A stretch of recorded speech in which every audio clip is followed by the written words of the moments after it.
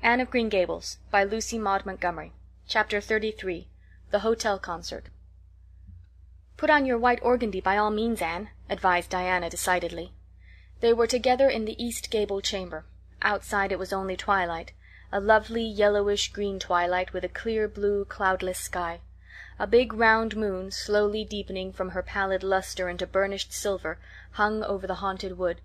The air was full of sweet summer sounds, sleepy birds twittering, freakish breezes, far-away voices, and laughter.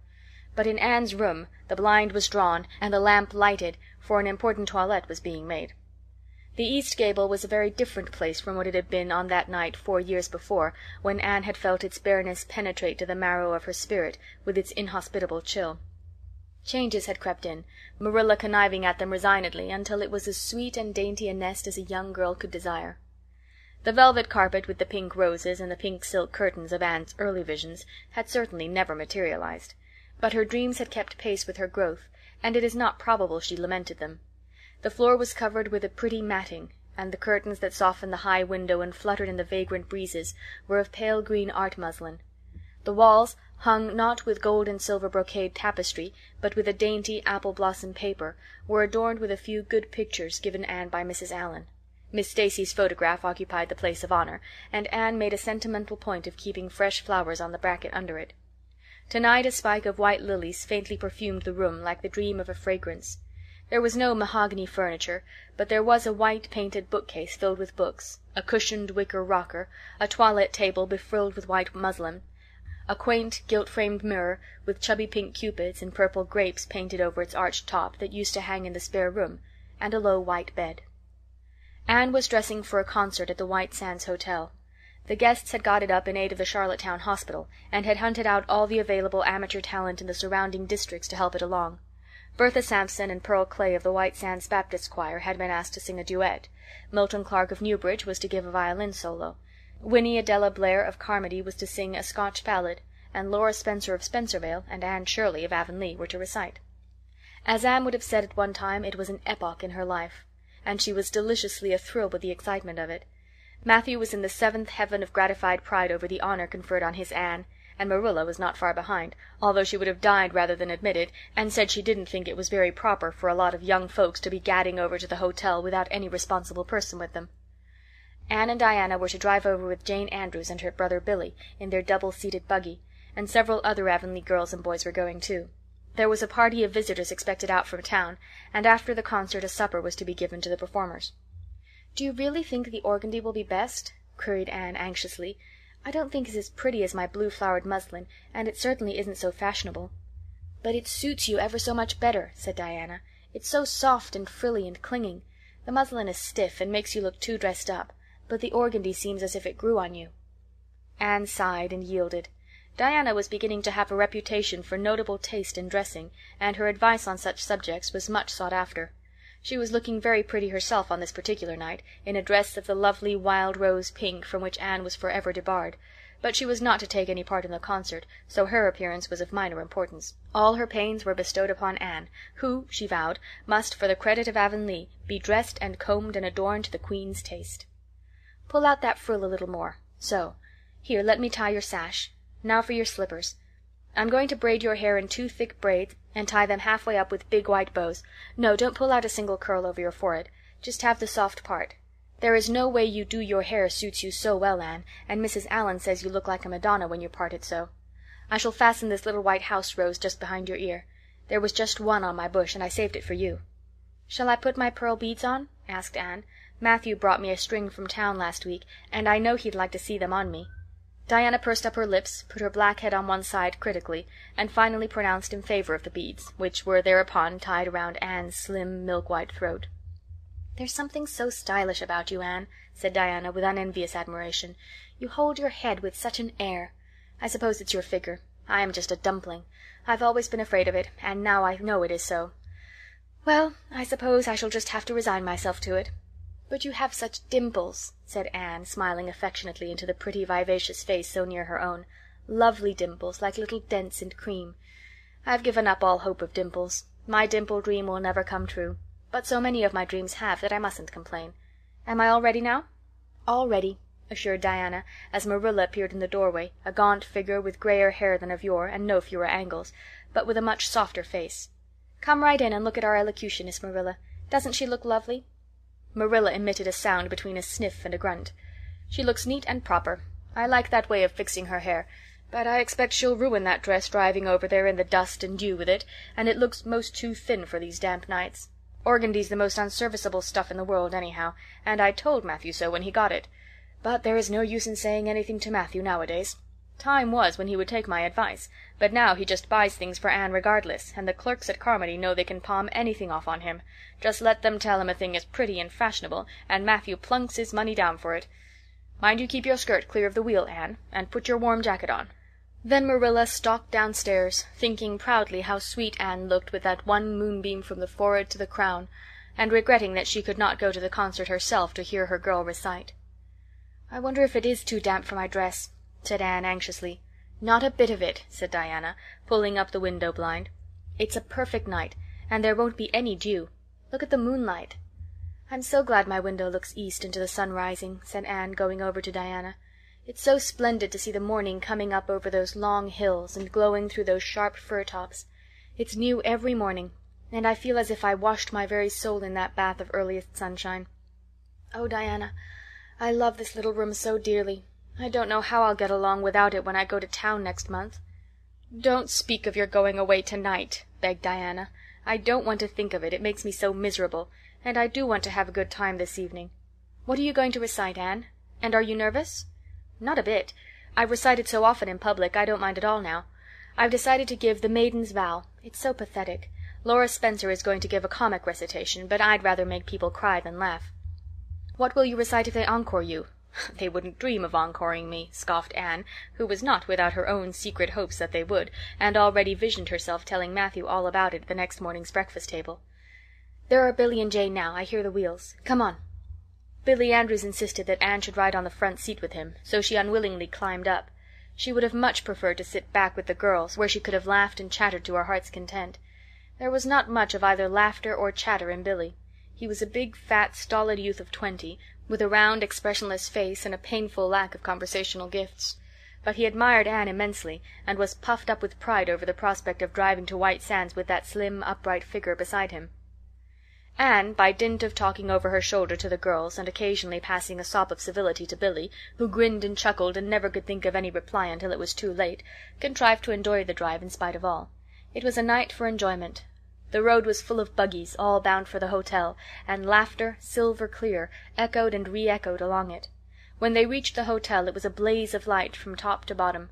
They were met by the ladies of the concert committee, one of whom took Anne off to the performers' dressing-room, which was filled with the members of a Charlottetown Symphony Club, among whom Anne felt suddenly shy and frightened and countrified. Her dress, which in the east gable had seemed so dainty and pretty, now seemed simple and plain, too simple and plain, she thought, among all the silks and laces that glistened and rustled around her. What were her pearl beads compared to the diamonds of the big handsome lady near her? And how poor her one wee white rose must look beside all the hothouse flowers the others wore. Anne laid her hat and jacket away, and shrank miserably into a corner.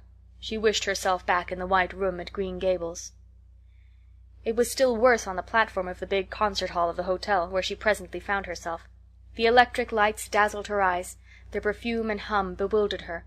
She wished she was sitting down in the audience with Diana and Jane, who seemed to be having a splendid time away at the back.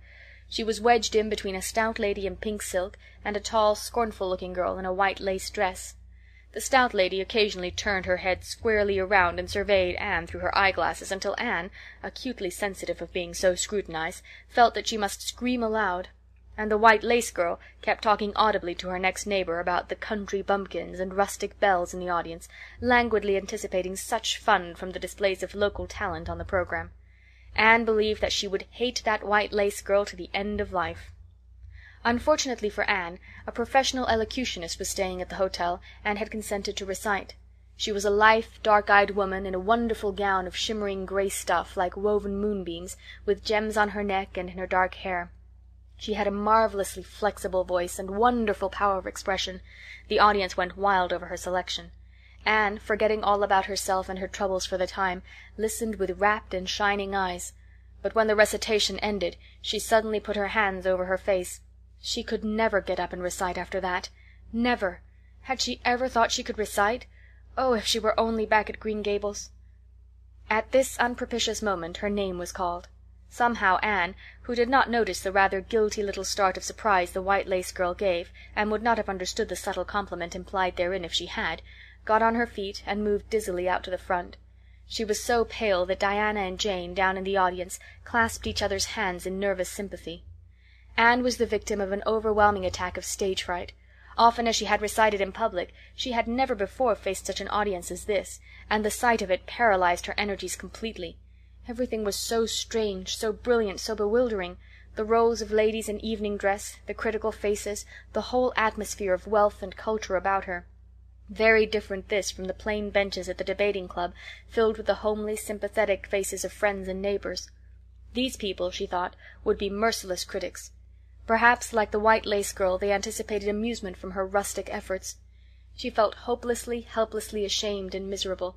Her knees trembled, her heart fluttered, a horrible faintness came over her, not a word could she utter, and the next moment she would have fled from the platform despite the humiliation which, she felt, must ever after be her portion if she did so.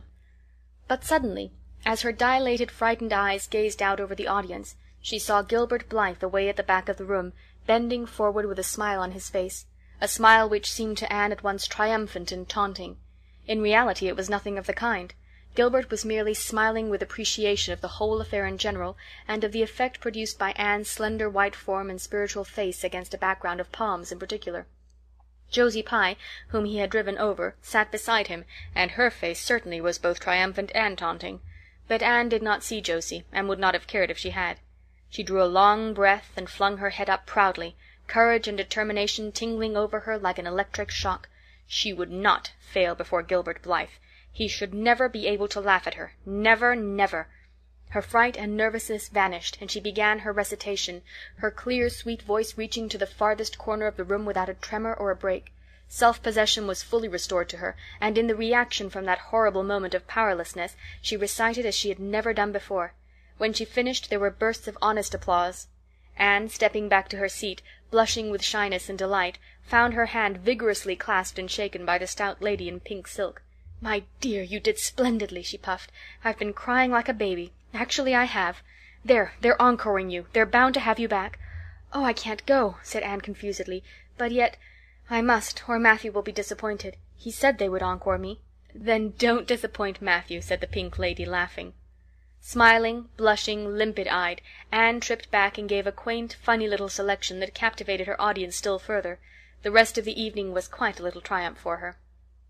When the concert was over, the stout pink lady, who was the wife of an American millionaire, took her under her wing and introduced her to everybody, and everybody was very nice to her. The professional elocutionist, Mrs. Evans, came and chatted with her, telling her that she had a charming voice and interpreted her selections beautifully. Even the white lace girl paid her a languid little compliment. They had supper in the big, beautifully decorated dining room.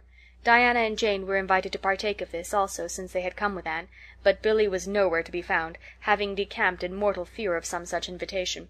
He was in waiting for them with the team, however, when it was all over, and the three girls came merrily out into the calm, white moonshine radiance. Anne breathed deeply and looked into the clear sky beyond the dark boughs of the firs. Oh, it was good to be out again in the purity and silence of the night. How great and still and wonderful everything was, with the murmur of the sea sounding through it, and the darkling cliffs beyond like grim giants guarding enchanted coasts. "Hasn't it been a perfectly splendid time?" sighed Jane as they drove away. "I just wish I was a rich American and could spend my summer at a hotel and wear jewels and low-necked dresses and have ice cream and chicken salad every blessed day.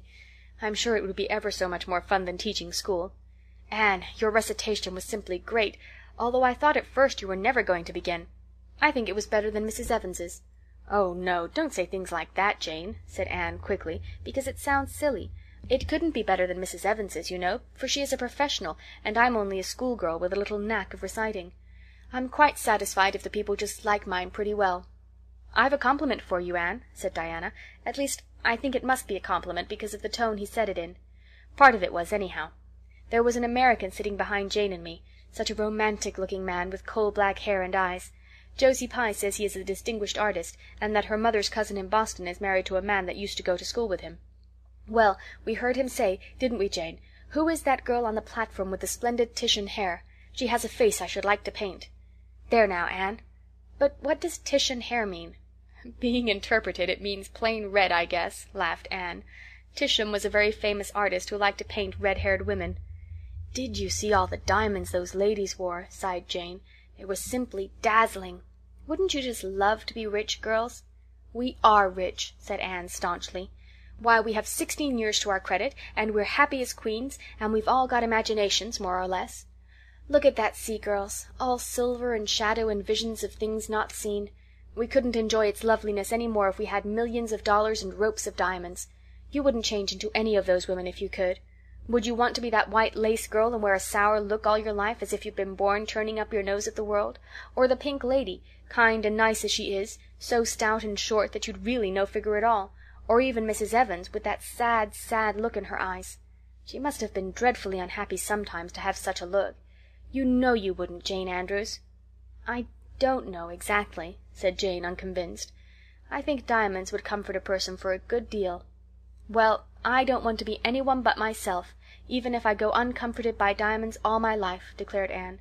"I'm quite content to be Anne of Green Gables with my string of pearl beads. I know Matthew gave me as much love with them as ever went into Madame the Pink Lady's jewels." Chapter 34